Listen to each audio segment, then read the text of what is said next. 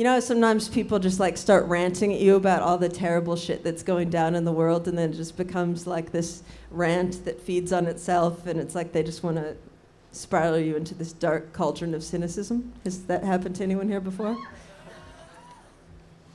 Yeah. So I wrote this for our dear friend, the Doomsday Prophet.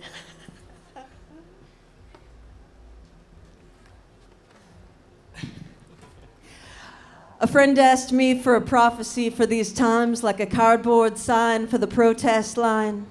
No prophecy, for we are writing it each moment. With each thought we breathe into these cells, with each word we speak upon this canvas of now. He said,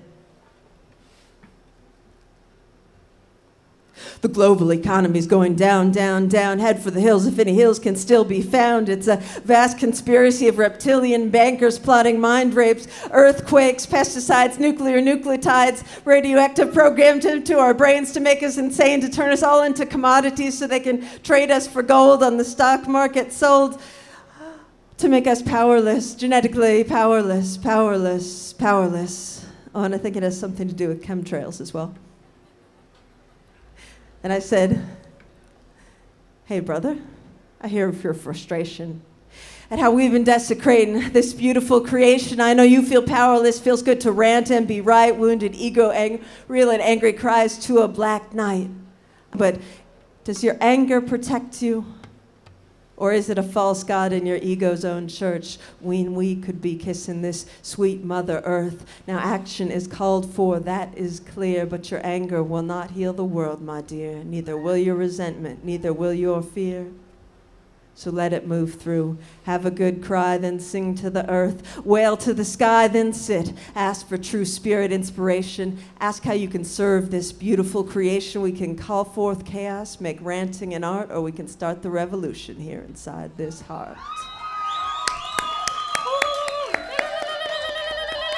Now then, some dreamers say, it's okay, everything is going to be all right. Just sit still, connect with your inner light. This unfortunate darkness was just a stage. We're inevitably now spinning into a new age. Just sit here and meditate on a rainbow bridge. I'm sure it'll show up if we just visualize it and don't move an inch.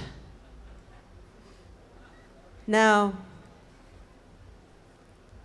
if you want to grow a garden, I'm no cynic or meanie, but do you think it's going to grow if you just sit and visualize zucchini? Still, those who say we got to trust are correct, because reality melds itself to thoughts we project. Each thought of ours is more powerful than we've been taught to see. Each one is a seed that grows a whole tree. If we want things to change, then we got to believe. But since we still inhabit 3, 4 dimensions, we also got to act on our intentions. Doomsday and Rainbow Bridge fantasies share commonalities. Both are only partial views of reality. If one sees only the darkness that falls and the other refuses to see it at all. But for those who fuse the two in consciousness, the power available is limitless. Straw into gold, spinning now go. We are the alchemists. This is the path of the sacred activist. This is the path of the sacred activist, one who stands freely on the precipice with a heart that's open to see in the dark, with a heart that's not afraid of being the spark. Now faith and trust are keys to our salvation, but in the face of statistics, faith seems impossible to maintain. If you watch evening news to have faith in positive change, you'd have to be insane. That's why we need to get beyond rational brains, be wise fools. Only the heart can power this change. Sacred activism's when you know you gotta do it. Sacred activism is when you breathe through it. Sacred activists keep going because they come from heart. In one hand, science, in one hand, art.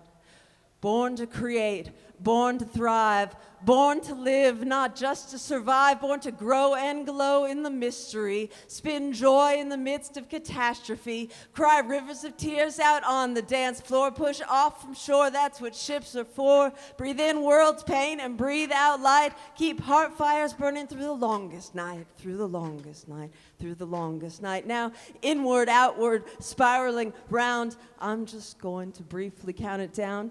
10, simple analysis of facts can paralyze us. 9, if things are going to change, we got to trust. 8, a head brain for such a mission is not enough. 7, so the only way forward is love. 6, miracles await, but 5, they take believing. 4, we may not see them if we get stuck at the grieving. 3, but cushion, sit and wish, and peace won't suffice. Neither. 2, our only choice is to infuse all the actions we choose with the 5th sacred thing. 1, spirit, the ether.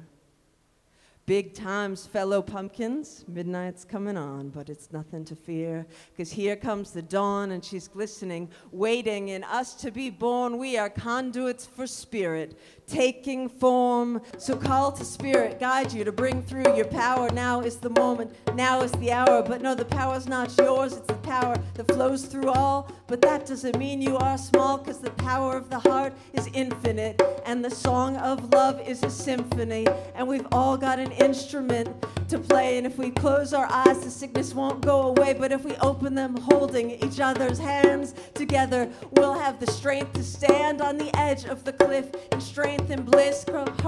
Hearts on the edge, yeah, hearts on the edge of a vast abyss. So fellow firewalkers, summon your wits. A path of glowing embers is raked from the pit. If you reach trance, your foot soles will not be burned by hot coals. If that is possible, then anything is.